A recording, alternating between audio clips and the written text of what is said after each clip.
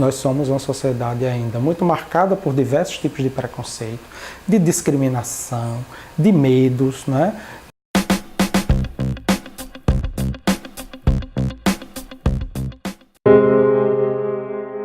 O preconceito, né, que gera discriminação, estigmatização, tem muitas barreiras internas. O sujeito passa, se ele colocar isso para dentro e ele passar a se recriminar, a se autocriticar, a se autodesvalorizar, isso diminui a sua autoestima, isso leva o sujeito, sim, a uma situação muito complicada no viver com HIV, porque ele vai associar estar com HIV a ser uma pessoa que não tem valor.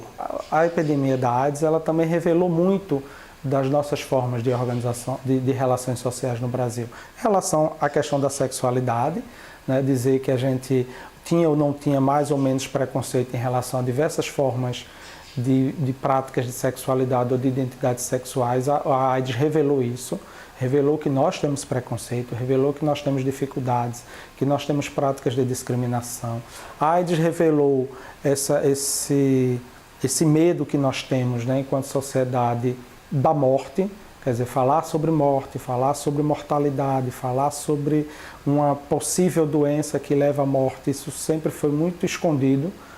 A AIDS, ela foi, digamos, revelando uma série de formas como nós nos relacionamos socialmente e nos relacionamos de forma interpessoal, que foram, digamos, colocando, né, emergindo, colocando para fora esses nossos preconceitos.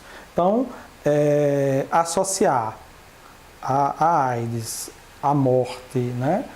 Isso foi, a morte e sexualidade sempre foram exatamente os duas grandes colagens que se fez com a AIDS em termos de representação de sociedade, que dificultou e que dificulta quando as pessoas se descobrem com HIV, essas representações aí de mais de décadas, de mais de 3 décadas, que foram sendo incentivadas, a ideia da relação com a morte, da relação com uma sexualidade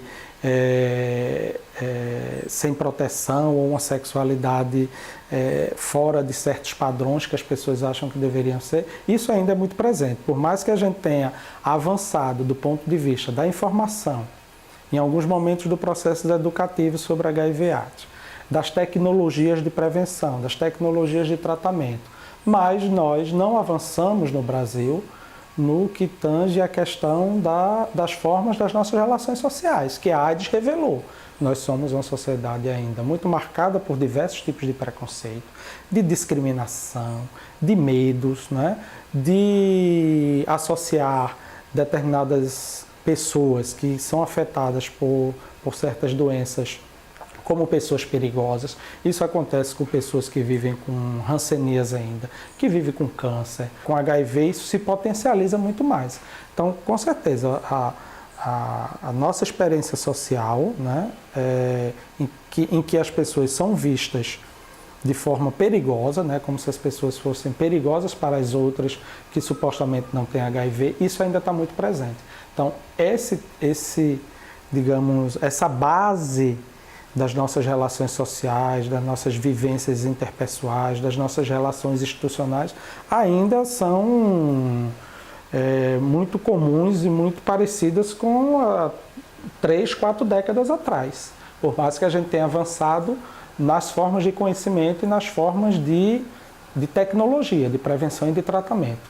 Mas as pessoas ainda são afetadas e sofrem muito pela forma como elas se veem quando descobrem que tem HIV e pela forma como as pessoas passam a vê-las, né, nesse sentido, a ser um perigo, a ser uma ameaça, né?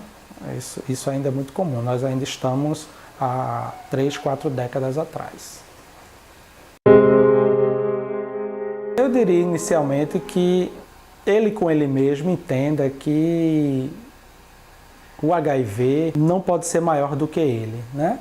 Quer dizer, ele não pode se transformar numa pessoa que porta uma doença, que tem um HIV. Ele é uma pessoa, né, que tem uma história de vida e que tem projetos de vida. A primeira coisa que que eu digo é, mantenha seus projetos, né? Seja uma pessoa que mantenha projetos, que se vincule ao presente e que se vincule ao futuro. Se você quer ir para uma universidade, mantenha seu projeto, porque a manutenção desses projetos é a sua sustentação, né? Então mantenha, porque o HIV enquanto vírus não vai lhe tirar isso, né? Porque há tratamento, né? Há rede de apoios, né? E por mais que se fale muitas vezes de que venha junto com o HIV uma série de preconceitos, né? Tente não colocar para dentro esses preconceitos. E uma questão importante existe hoje muitas redes de apoio de jovens que vivem com HIV, então essa troca de experiência, essa ajuda mútua, não é?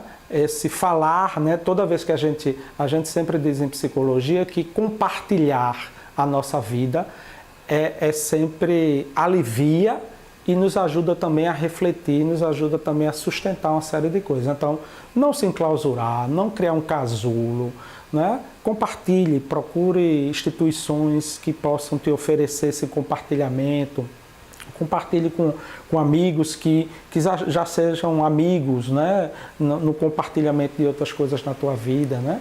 E isso vai fazer com que você se sustente